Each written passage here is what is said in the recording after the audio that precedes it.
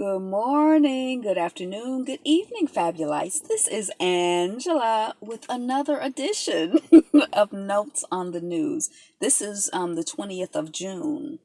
So I'm not doing this live, so I don't know when my last upload was. But hello, Fabulites. Notes on the News is not an actual news show, so we are not focusing on the details. It is a survey of what going on in the world. Yeah, it's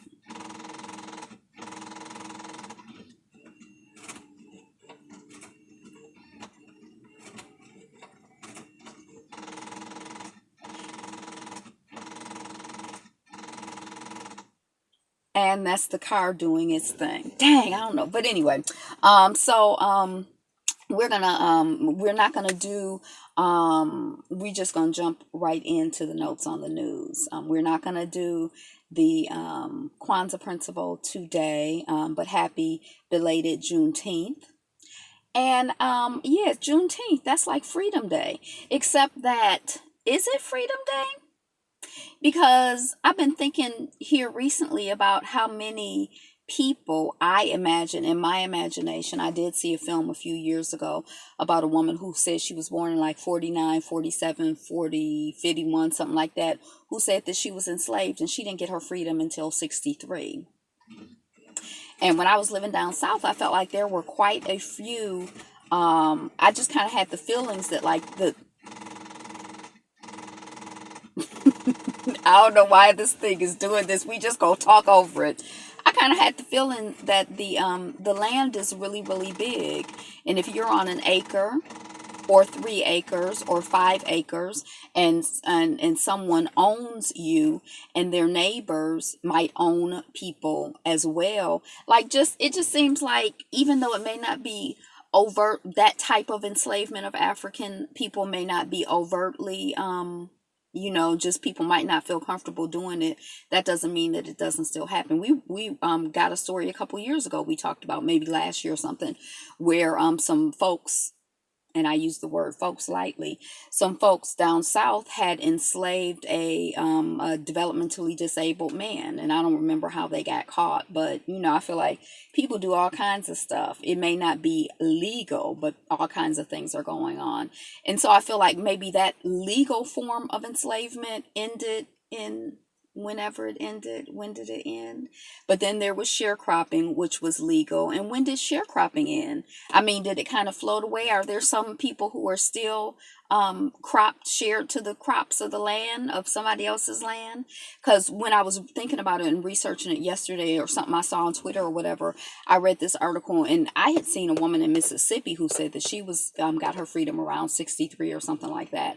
But there were other people they were talking about in Louisiana, and I just feel like that's probably common. But anyway, sharecroppers are some of those people, y'all just owe us so much money, you never be free type deal. I don't know why this thing is doing this. Is it because I had this thing chart? Let me unplug this and see if it makes a difference. I don't know. And then the criminalization of black folks, and then the criminalization of black folks included making it illegal to do things like loiter. Oh, you're loitering, so we're going to lock you up for 6 months, 6 years, however long, because the people down south need people to work for free, and slavery isn't legal anymore, but this is legal, so we're going to lock you up for loitering, we're going to lock you up for not having a job, we're going to lock you up for whatever. And then the prison industrial complex, has continued and grown and developed, and that's legal. I feel like that's a form of enslavement. But anyway, happy Juneteenth Day. That's what I was trying to say. Happy Juneteenth Day.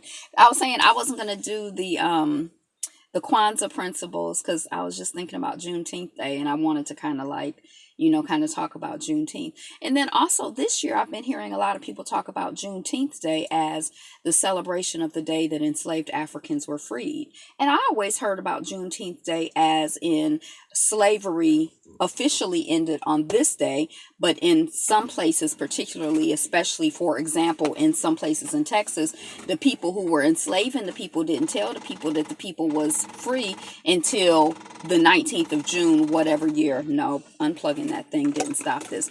I don't know what's going on with this. Maybe I should put the key in the thing. I don't know. Let's try that. Oh, I don't have a key. I just have a door unlocky thing. So blah blah blah blah blah. What's new and good with you? What's going on? What's exciting in your life? What you celebrating in your life personally, in your community, in your family, in the world, in the African world, in your country? What's the good news? What is the good news? I've been staying busy. I've been working way more hours than I was working in the past. I've been having some kind of different little health challenges here and there. I think the main thing is that my time is just so different that it's really been challenging for me to kind of figure out how to do this as well. And I've been punished because since I don't have 1,000 subscribers yet, I cannot do live streams anymore. I got an email. I haven't even tried to do live streams because I'm like, I don't even have time to figure all of that mess out right now. But I'm just doing a quick video or a long video or whatever. So let's jump right into the notes on the news. And again, notes on the news is not news. It is our notes on the news. It's a quick survey of what's going on, and we may or may not discuss some of the articles, some of the issues that the articles bring up, and just kind of like what it means to us or how we interpret it or why it's relevant.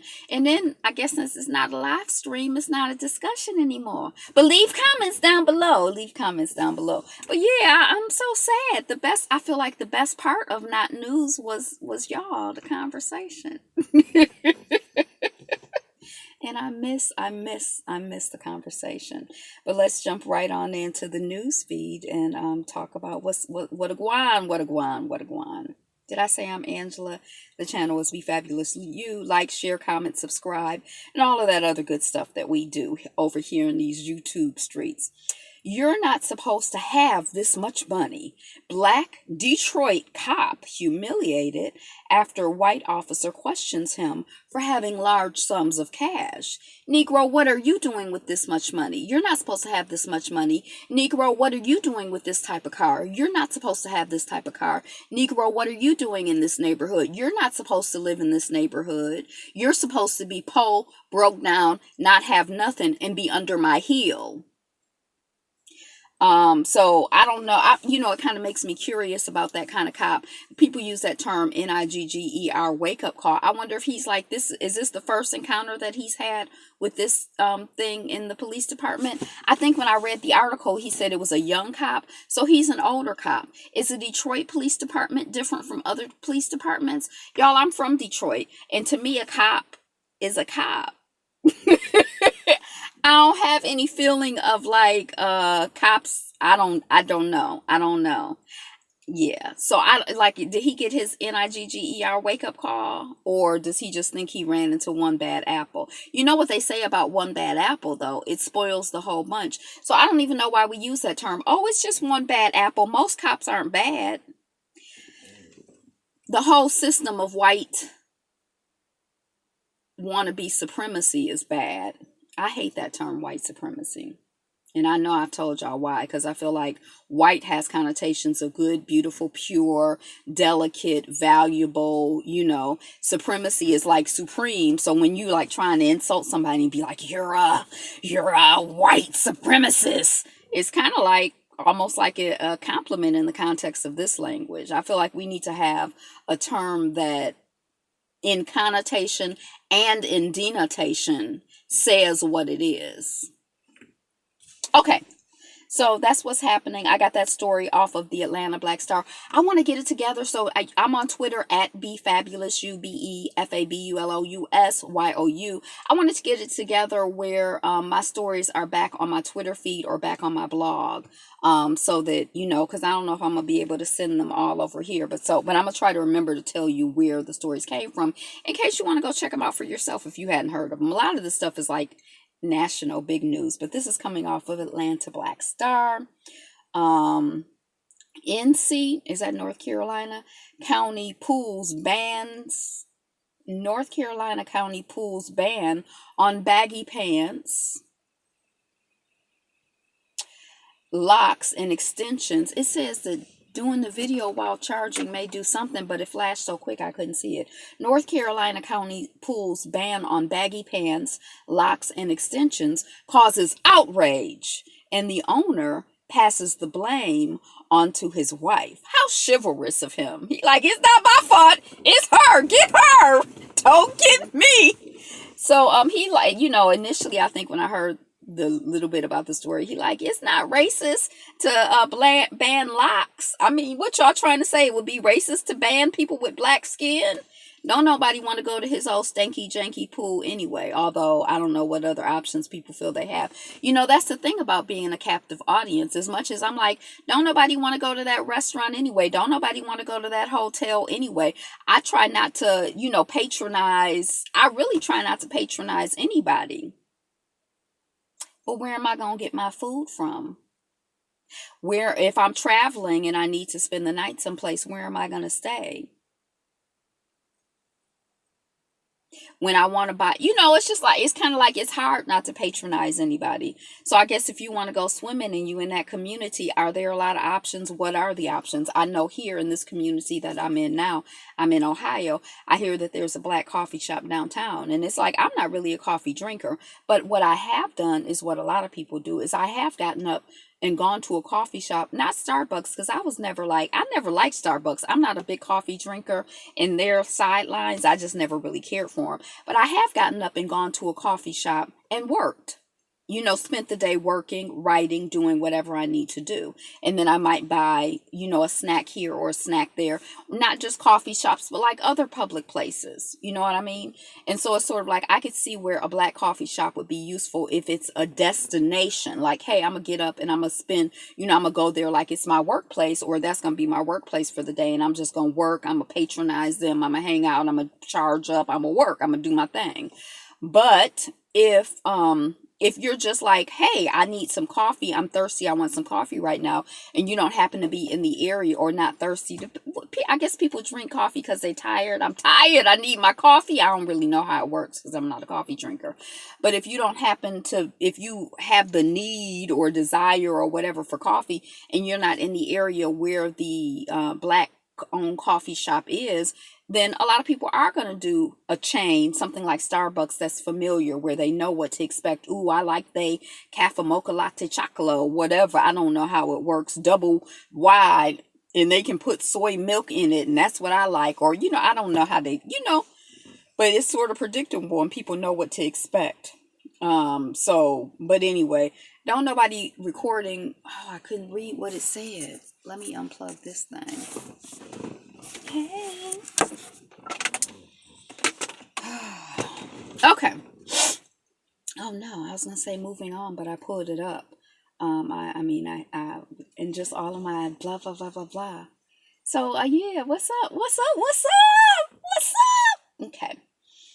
So no, nobody I don't want to go to your stanky janky pool anyway. I don't. Her ancestors enslaved mine. Now we're friends. One, I like the fact that the headline said enslaved instead of my people slave masters were her.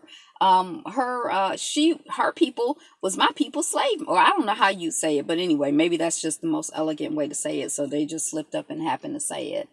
But I just kind of feel like there's this whole this is the can we all just get along narrative to me. So this is told from the perspective of the black woman, at least from the headline, her ancestors enslaved mine, and now we're friends. Like, we can all just get along. See how we can all just get along? And I just kind of feel like her ancestors were enslaving your ancestors. Your ancestors wasn't trying to get along. Like, I just feel like I don't really understand the point. Like, I feel like those, I don't personally understand the point of those types of stories. I feel like those types of stories are kind of like trying to advance this agenda that, like, we black folks and white folks have to learn to get together. We black folks and white folks have to learn to work together. We black folks and white folks have to learn to get along. We black folks and white folks have to learn to forgive. We black folks and white folks have to learn to not be so prejudiced. And I just feel like it's not the black folks. That's really how I feel. I really feel like it's not the black folks. And when we try to do those false equivalencies, like, see, this black person doesn't want that white person around. See, black people are racist too. I feel like you have to put that in context. You have to look at the history of, in our experience as black folks, of dealing with white folks. And then you have to filter that into how we deal with and process and think about being around white folks. And then you have to look at white folks' experiences of dealing with us. They don't have any reason to be mad at us. They don't have any reason to be scared of us. They done enslaved us. They done beat us. They done stole our labor. They done stole our cultural energy. They done stole our connection to our people, our family, our culture, our land. They've exploited us. What have we done to them? So I feel like it's not like, if I look at if somebody has been beating me, and then, I look at them and I'm like, oh my God, they've been beating me. I might want to get my gun and be prepared. That's totally different from them looking at me being like, oh, I've been beating her. They probably thinking I want to get my gun and be prepared because she probably gonna want to get some revenge. That's probably why they scared of us, but not because of there's no history. What's the history and the legacy of us abusing, enslaving, raping, beating, stealing their labor, disassociating them from their culture, their people, and their land? Where is that history? Where's the equivalency there? Okay. So anyway, that was coming off of BBC. The North Carolina counties pools ban on baggy pants, locks, and extensions. And I wonder if they mean just braided extensions, or do they mean the extensions that white people use? Because white women use extensions as well. Are they checking for those extensions, or just the extensions that black people use? Oh, okay. Attorneys representing officer in Eric Garner case say Staten Island man died. Now, remember, Eric Garner is the one who, I can't breathe. He might have been selling cigarettes outside of a store, Lucy's perhaps, I'm not really sure. But the cops killed him. They choked him to death. And he was saying he couldn't breathe the whole time that they were choking him to death. And I was talking about it today, and I wasn't saying, but the person I was talking to said, it takes a long time to choke somebody to death. That's not 2 seconds of shooting somebody to death. That's like choking somebody to death. That takes a long time. That's like a commitment. That's like a decision. That's Eric Gardner. So the attorneys representing the murderer in the Eric Garner case say that that Eric Garner, he's a Staten Island man, died from obesity. That he just died because he was too fat. See, he was just walking down the street and he fell out because he was too fat.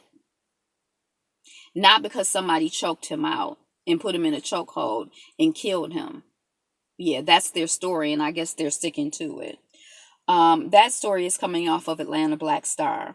Senator Mitch McConnell says reparations is not a good idea because it was 150 years ago and we elected Obama. That's what the headline says. That headline had me cracking up. Did you watch any of was there like a Senate discussion or something that went on? So what's up with this HR 40? I'm from Detroit. Conyers, is this the thing, that the bill that Conyers has been putting forth again and again and again and again for like 800 million long years? Is this, I'm kind of still confused about what specifically and exactly is going on, but I know that I don't have any trust and belief in this system of white supremacy to give me any justice. The only thing that I trust and believe that the system of white supremacy, and I hate that term, but this system of black folks being down, whatever. The only thing that I can trust and believe that this system will do is figure out a way to exploit me and mine.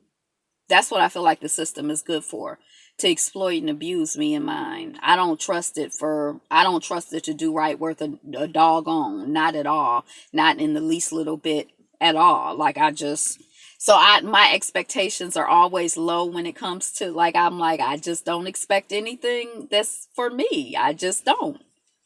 Am I being not naive? What's the opposite of naive? Am I jaded? I don't know. Actually, I do know. But anyway, he says that reparations is not a good idea because it was 150 years ago. So 1619 is, I was talking about it last night, so I Googled it.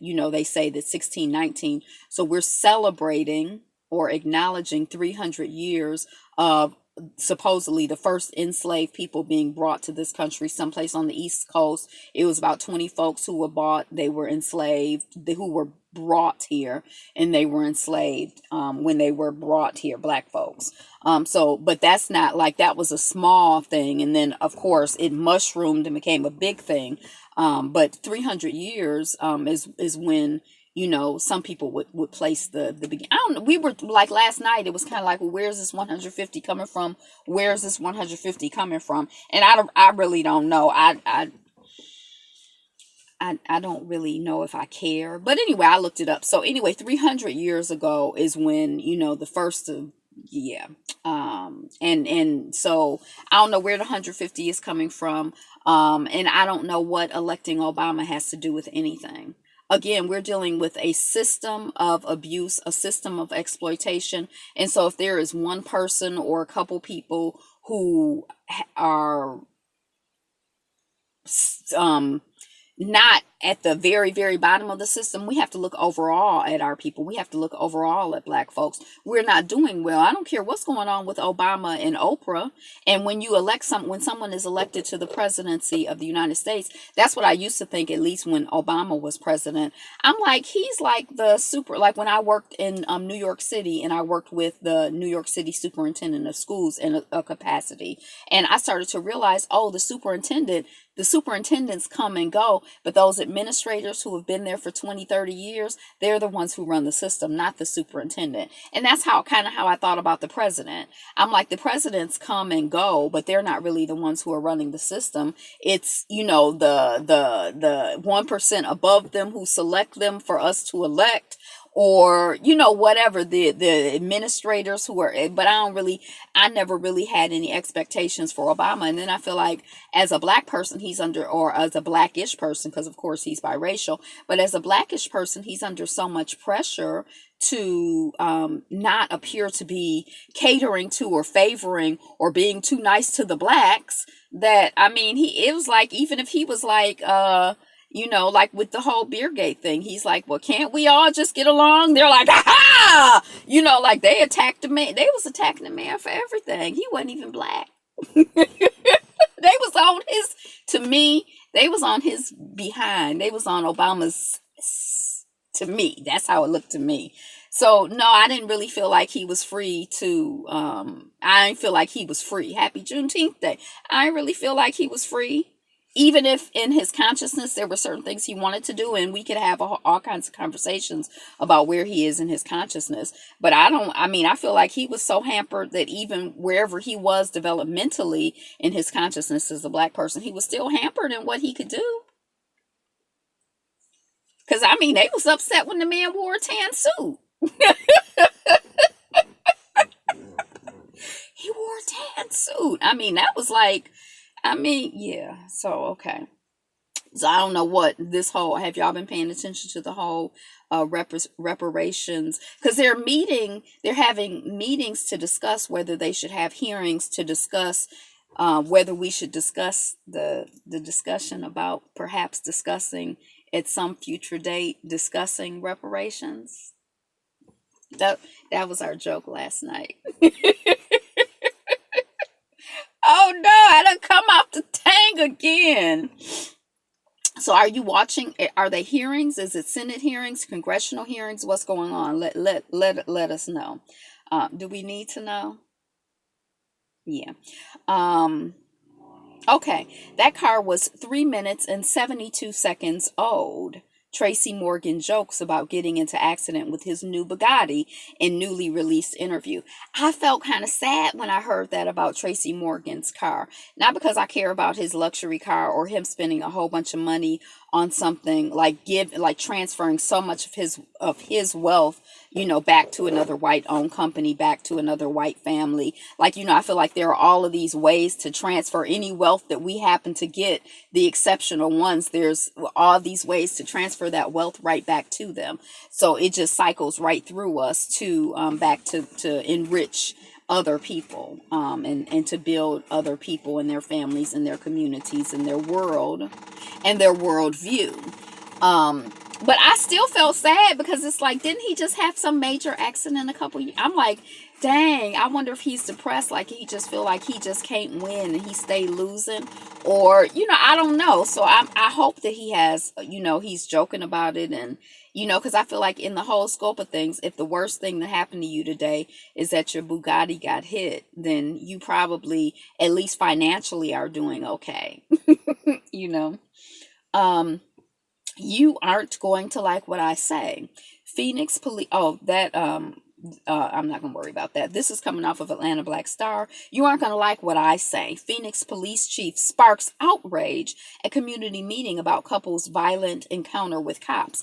I was trying to read the article, but I couldn't. It wouldn't load quick enough. But one of the things that I did notice when I was looking at it is that one person who was at the community meeting, or the sense that I got from when I skimmed the article, is that he's like, his son had been killed by the cops in Phoenix, and I'm guessing that his son was black, and that he said that the person who killed my son, and perhaps that's the same person who was part of this violent encounter with this Phoenix family. So if you don't know, you probably already know, but a little girl walked out of a toddler walked out of a dollar store with a doll that the family didn't pay for. They say they didn't know she had it. I don't know. Maybe they were like really like on this big heist, and they like, we gonna go into this dollar store and we gonna make off with this dolly. This is the big heist. But let's just say they were on a big heist. And so then the people are gonna pull a gun and threaten their lives and kill them, or potentially kill them, over a 99-cent heist, which they say they ain't even know that the child had the dial. And I know, has anybody ever been around children? Children do. But anyway, so one person in the community meeting was saying, and I think it's one of the same cops, or the same cop who pulled the gun on this family, a father, a mother, a baby, and I think that the mama was pregnant.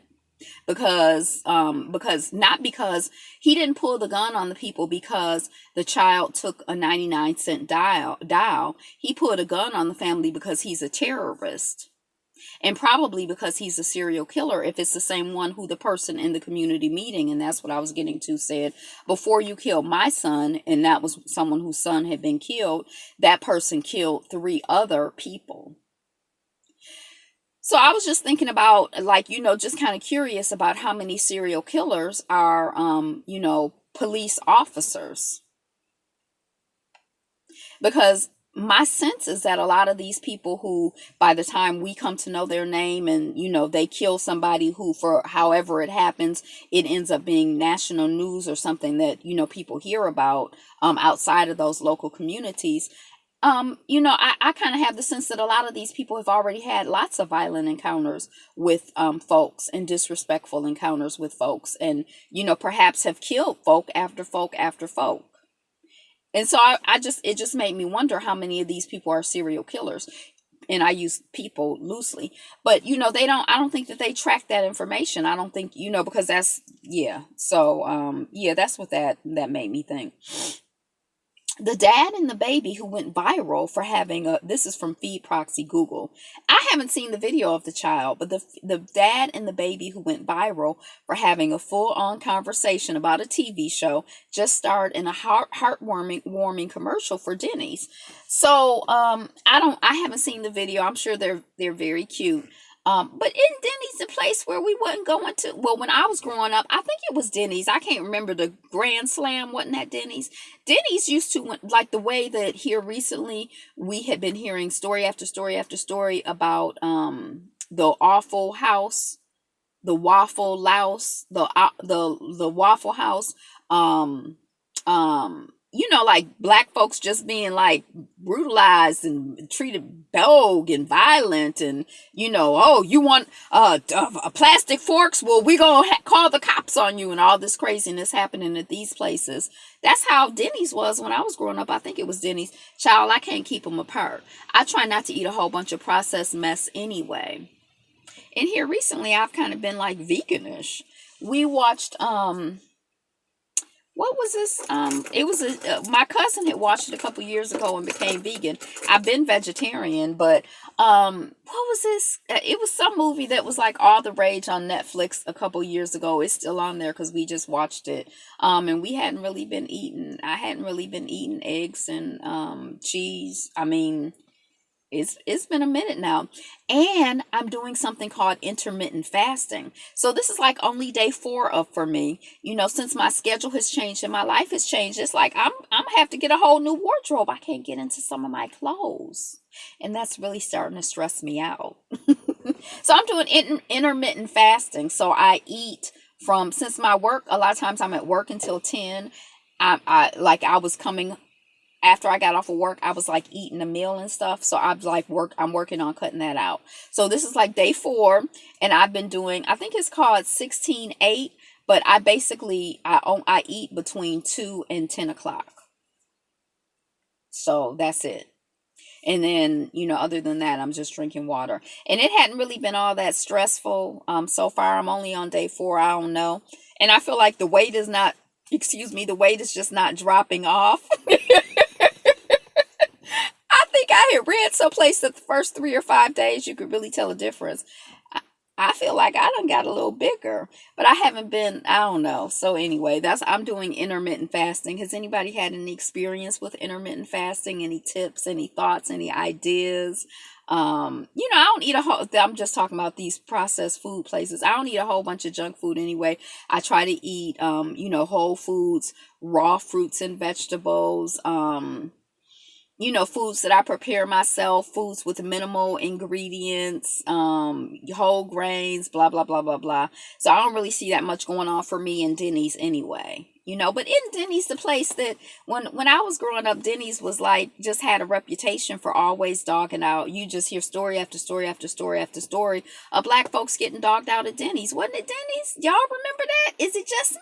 Is it just me? It's not just me. Y'all heard about, am I slandering Denny's name? And I really don't care if it's not them, because I really feel like all of these companies are the same to me. I just haven't happened to have heard about the mess and confusion at some of these companies. But that doesn't mean that there isn't any mess and confusion. Just because I haven't heard that you're against me, I'm not, like, I feel like I don't believe that you're for me. In order for me to believe that you're for me, I need to see some evidence that you're for me. Are you for me and my people? Are you for black people? Because most of these companies, I don't believe that they are. I think some of them have more sense than to, just be out and out blatantly, just out with it. But I don't, you know what I'm trying to say. So anyway, I guess it's good for them to get some money, I guess, from Denny's. But are y'all going to Denny's to the full Grand Slam? Is it the Grand Slam breakfast? It's like 2 eggs, 2 bacons, 2 sausage, 2 pancakes, 2 waffles, and too much mess and confusion for your good health and your good sense. New York, this is coming off of Atlanta.